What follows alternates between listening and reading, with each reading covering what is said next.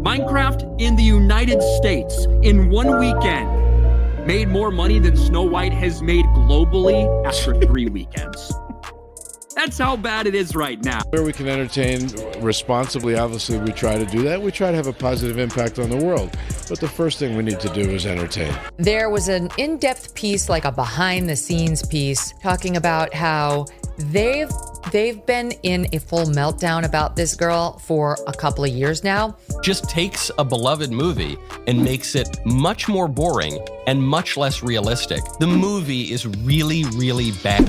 What would you say to those who are just kind of overly critiquing the film at this point? You've worked so hard on it. Weird. Far left-wing activists in Hollywood are turning on her, and Disney has canceled all of Rachel Zegler's appearances on their media platforms. Kind of tough. And there is no resolution in sight for the Walt Disney Company when it comes to Snow White 2025 at the box office. This is exactly why Bob Iger, the Disney CEO, is in pure panic mode over not just the Rachel Zegler backlash, but the entire backlash surrounding this movie in general.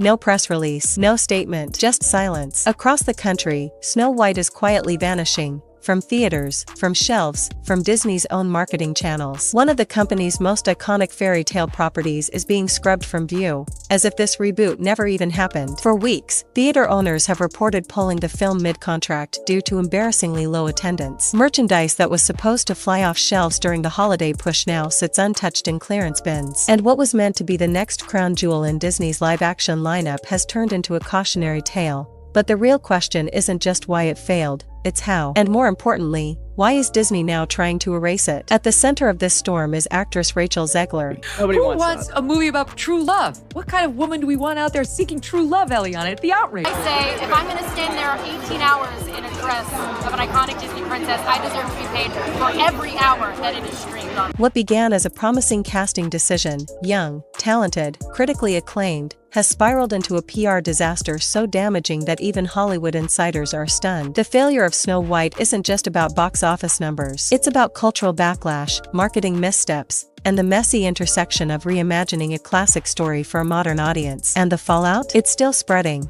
From the moment Rachel Zegler started doing press for Snow White, something felt off. In interview after interview, she didn't just promote the new film, she actively criticized the old one. She called the original 1937 Snow White outdated, said the prince was a stalker, and openly mocked the idea of a woman waiting for a man to save her. Her vision? A modern, independent Snow White who doesn't need love to find fulfillment. On paper, that might sound like empowerment, but to millions of longtime Disney fans, it came across as arrogant, dismissive, and disrespectful to the legacy of the original. The backlash was immediate. Social media exploded. Clips from Rachel's interviews went viral on TikTok and Twitter. Still had the most talented people in the world working with the best writers, with a good sense of narrative and the cultural moment. Even if everything worked perfectly, it would have been almost impossible for this movie to succeed. What do you mean by that?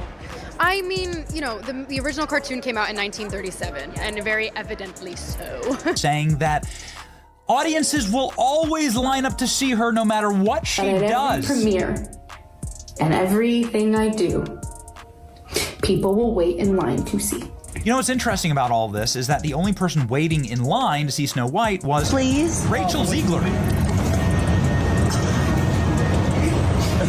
Spliced together with biting captions and sarcastic edits. One user joked that Disney's remake was less Snow White and more No White. Another said Rachel had missed the point of the story entirely. And rather than de-escalate, Rachel doubled down. Again and again, she defended her stance, insisting that audiences would love her version of the film once they saw it. The more she talked, the worse it got. Then came the moment that changed everything. A now viral fan video posted on release weekend. A woman enters a theater for a 2 p.m. Snow White showing and records herself narrating, "Let's see how empty it is." She pans her phone camera across the room. What she captures is devastating. A near-empty theater, with maybe 2 or 3 people scattered across rows of vacant seats. The clip went viral overnight. One commenter wrote, "I've seen more people at jury duty." Others edited the video with funeral music or compared it to a cancelled school assembly. Whatever buzz Disney hoped to generate around Snow White collapsed in that instant. instant. It wasn't just a flop, it was a meme. International markets didn't offer any relief. In countries like Lebanon, the movie wasn't just ignored, it was banned entirely. Not shown in theaters, not streamed, not available on DVD, gone. Wiped. Disney's attempt to globalize the reboot met cultural resistance it couldn't spin. Meanwhile, inside the studio,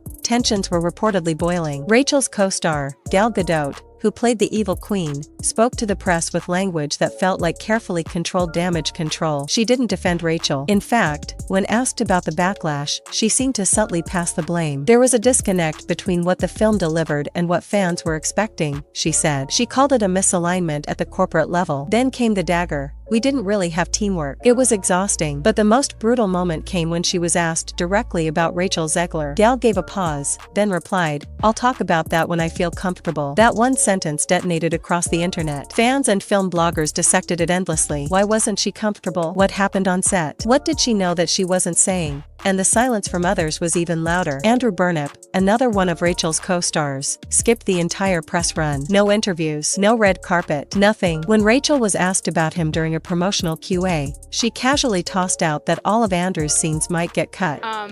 All of Andrew's scenes could get cut? Who knows? It's Hollywood, baby. Who says that publicly, especially about your own co-star? That kind of comment sent a clear message. Something behind the scenes had gone seriously wrong. And then, Disney made its most telling move yet. They canceled their next big live-action project, Tangled. No teaser, no trailer, no announcement, just quietly shelved. Industry insiders confirmed that Rachel Zegler was being considered for the lead role of Rapunzel. But after the Snow White implosion, Disney wasn't willing to take that gamble again. Not with her, not with the audience's trust on the line. They weren't just recasting, they were re-strategizing. That's how deep the damage went. To make matters worse, Snow White's marketing campaign, already struggling, was pulled back even further. Disney began deleting promotional material from its social media platforms. Mentions of the film disappeared from upcoming Disney highlights. Cast interviews were quietly buried. It was the corporate equivalent of deleting your ex from every photo on your phone. In one of the most surreal scenes of the saga, Rachel showed up at a private screening of Snow White. Remarkable, legendary run of L's that Rachel Zegler has posted, decided to film herself in a theater totally empty, giggling, tee-hee-heeing with total glee. Look at this. Look at this face. Smiling, posing with flowers in hand, as if this was still a triumphant premiere. But the theater behind her told a different story. Rows of empty seats, echoes in the air. Someone captured the moment on video, and the internet, once again, turned it into a meme. Snow White and the 7 empty seats. She brought flowers to a funeral, a press tour for a ghost town. Whatever the intended vibe was, it was completely overshadowed by the reality of the situation. As numbers rolled in, things only got worse. Snow White couldn't even crack $100 million at the US box office, a stunning failure given Disney's marketing power and global reach. And while it limped through international releases, a surprise competitor blindsided it, Minecraft. The live-action Minecraft movie, released just weeks later, crushed Snow White's numbers in its opening weekend. Here's the box office numbers. The Minecraft movie made $60 million on Saturday. Snow White made 2.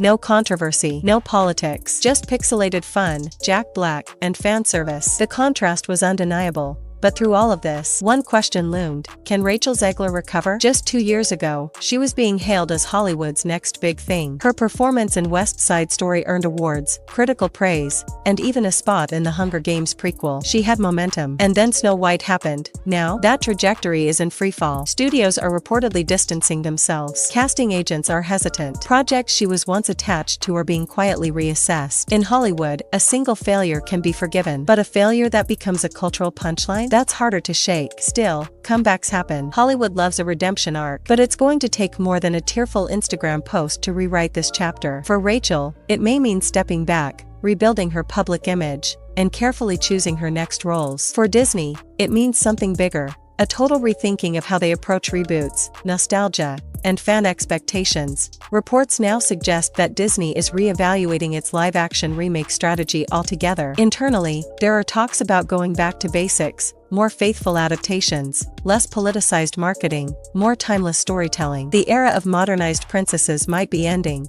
not because audiences don't want progress, but because they want authenticity first. They want to believe in the magic again. And Snow White didn't give them that. what we're witnessing isn't just the fallout of a bad movie. It's a full-scale industry shift. Studios are watching closely, executives are taking notes, and for Rachel Zegler, the clock is ticking. Will she address the failure head-on? Will Disney ever acknowledge what really went wrong, or will both quietly move on, pretending this version of Snow White never existed?